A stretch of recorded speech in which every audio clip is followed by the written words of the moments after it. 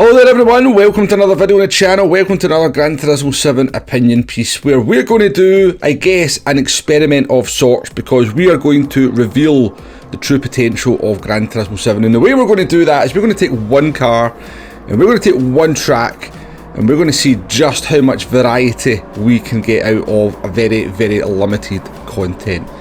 Now, probably one of the biggest complaints you'll ever hear about Gran Turismo in terms of sport mode is the lack of variety, the lack of creativity when it comes to the daily races. Repeat combinations, tracks getting overused, most of which are legitimate complaints, but there is obviously a caveat to that as well. We have 3 daily races a week, which is 156 a year, and we have around about 30 GTWS events.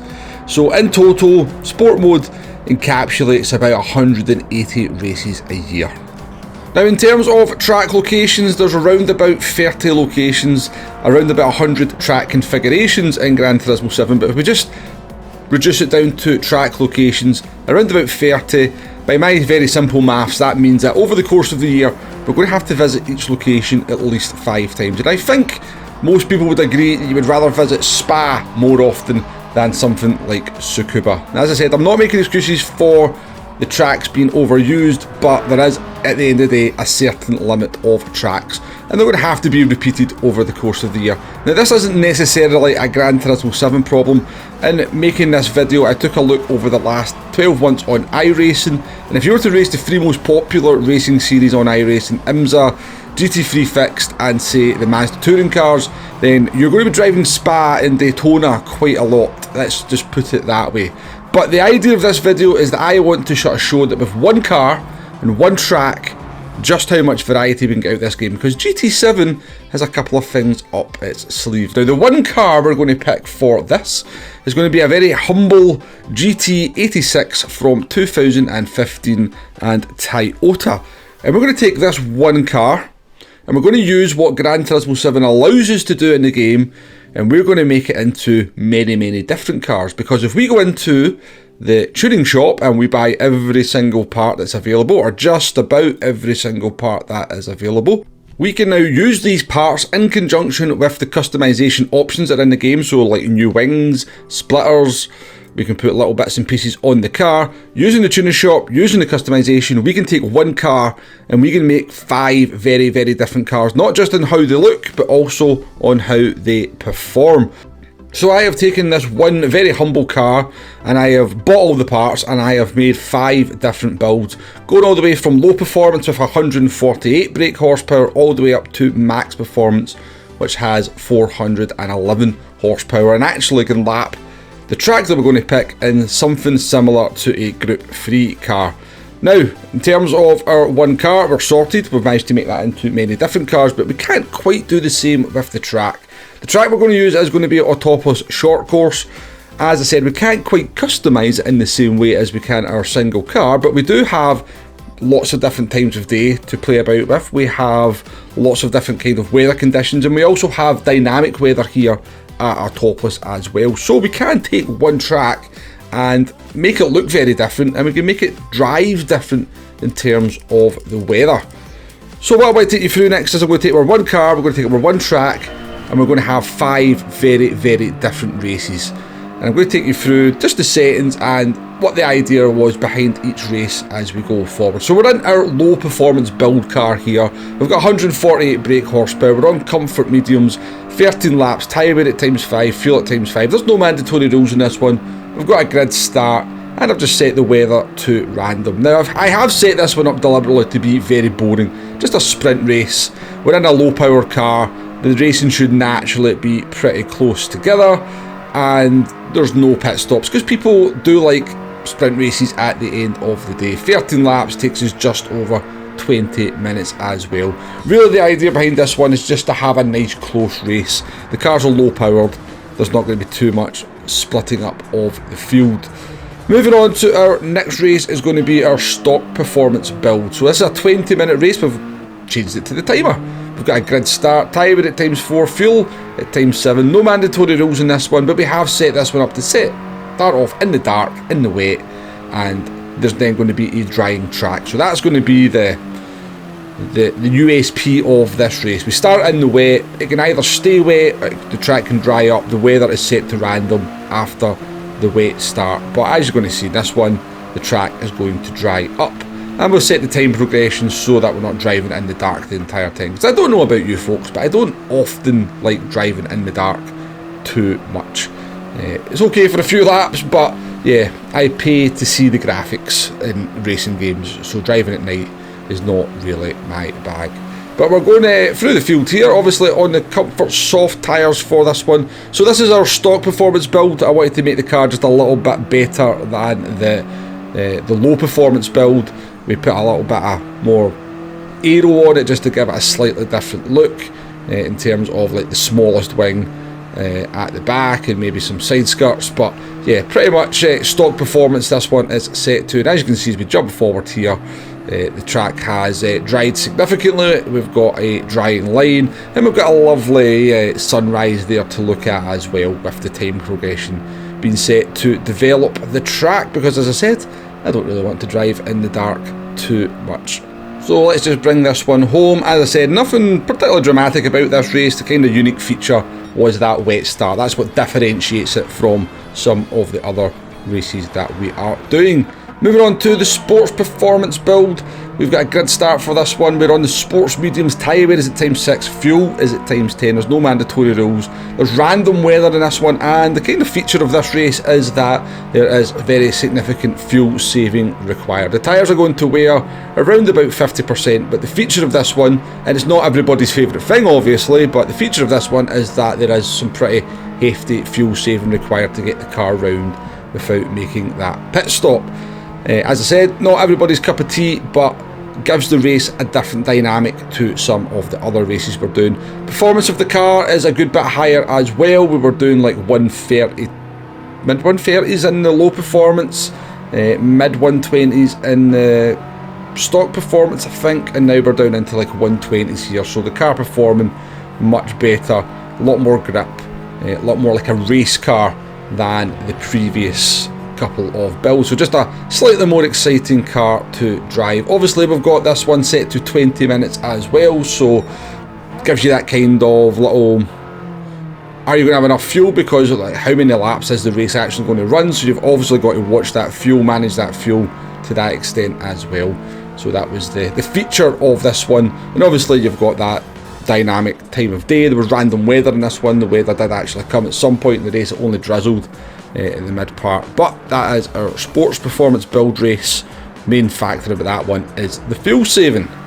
Let's move on to our group 4 performance build. So we are pretty much turned this in, this humble little stock GT86 from 2015 into a group 4 car.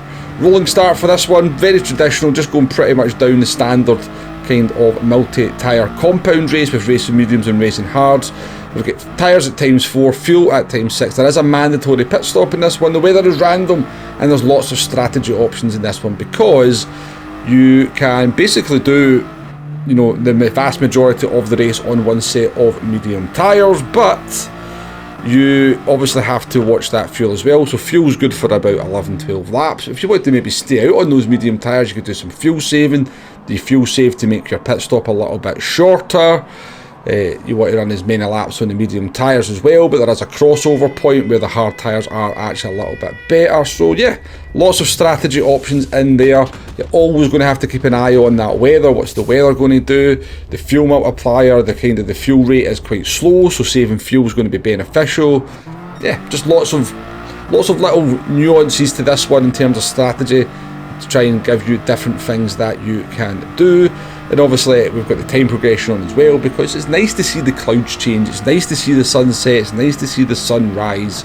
But yeah, decent little group 4 race this one, with strategy very much in mind, fuel saving to be considered, how long you're going to run the medium tyres, all that kind of stuff that keeps you kind of engaged to the end of the race. And that tends to be where daily races are falling short at the moment. Within about 4 races, by midday on Monday, everybody's worked out the strategy and there's just nothing really different to do about the race. So PD really need to try and create strategy in a manner and unpredictability in the races where they can play out differently each and every time. We move on to our max performance build. This is where we basically put on every single part in the car we can to give it the max performance. Racing soft tyres, tyre bed at ×5, fuel at ×4. There's no mandatory rules in this one. The car becomes tricky once you give it this much power, even on the soft tyres. We've got some weather in there, so you can see the rain did come in here at one point, but it had no real impact on the performance. Wasn't enough rain, but in another day that weather could come in and completely saturate the track and force you to pit for some intermediates. The car in terms of performance is fairly close to a kind of Group 3 car, maybe on hard tyres at this point, maybe about a second off a Group 3 car around this track if it was on hard tyres. So yeah, there's plenty of performance there. We're going to come into the pits here. We decided that the weather was clearing up. We might as well come in and make our pit stop, but you know, you could be keeping an eye, you know, what could happen in this one is that you're on that first stint, you're looking at the weather. Is that weather coming in? You could have a forecast that says, you know, it's going to rain in the second half of the race. I did set it up to rain in the second half of the race, but I made a judgment by the cloud formation that it wasn't going to. We put the fuel rate on here a little bit slow, as you can see. The mechanics are way back in the tyres, they're back to their cup of tea before we've managed to get the fuel in the car. But yeah, come to the end of this one. Got to manage that fuel, got to watch those tyres. What's that weather going to do? Tricky car to drive with all that power, and just giving it again another slightly different dynamic to the previous races. But that is the 5th race out of the 5 that we're going to feature in this video. One thing I do want to show you though before we move on to a very quick conclusion, I did run this race again, and I did want to kind of just show you that. Look at this cloud formation, that's amazing, that's what I want to see. Look how beautiful that looks, and it's just different. It kind of catches your imagination, catches your attention as you come round the corner. You've got these crazy clouds doing crazy things, and you know, as I said, with the way you set these races up, it would feel different each and every time because the weather would be set to random, different things would be happening. You'd be looking at the clouds darkening and going, is it going to rain? So there you have it, folks. What I'm trying to highlight here is that with one car and one track, there's almost endless variety to be created out of that. You can use that one car and you can turn it into 100 different cars if you really wanted to. You can take that one track, and obviously you're limited because it is just one track, but there's different weathers out there, there's different times of day, you can give the track a very different feel, and then you get the very subtle changes like wind direction and temperature, which can kind of just changes very subtly how the tyres perform, how long they last, stuff like that, you know. And again, just having your attention caught by sunsets or sunrises or silly cloud formations in the sky, it just keeps that intrigue in the race, it just keeps that kind of variety going. And I think that's where daily races are really falling flat at the moment, particularly daily race C. They're very, very stale.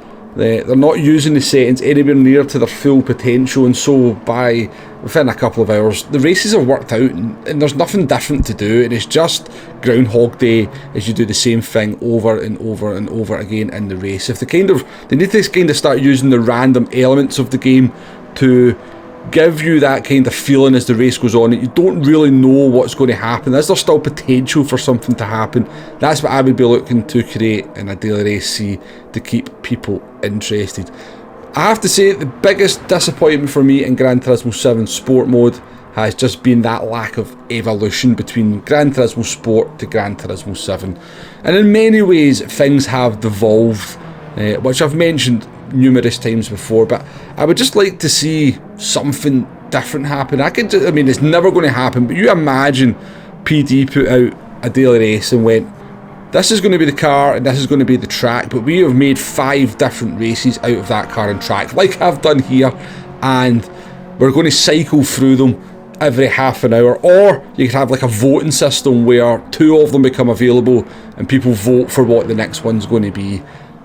It's never going to happen, but I genuinely think, you know, the sky's the limit with what you can do with the content in this game, and I can clearly see that the daily races are not, I wouldn't necessarily say dying's not the word, but there's just not the same engagement. People are just not that interested anymore. You know, the numbers of people setting qualifying laps are half of what they used to be at the end of GT Sport.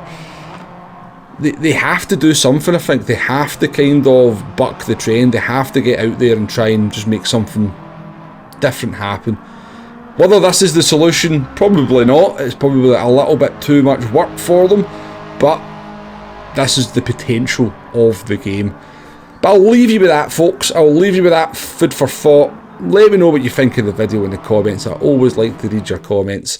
Thank you very much for watching, and I'll catch you on the next one. Goodbye now.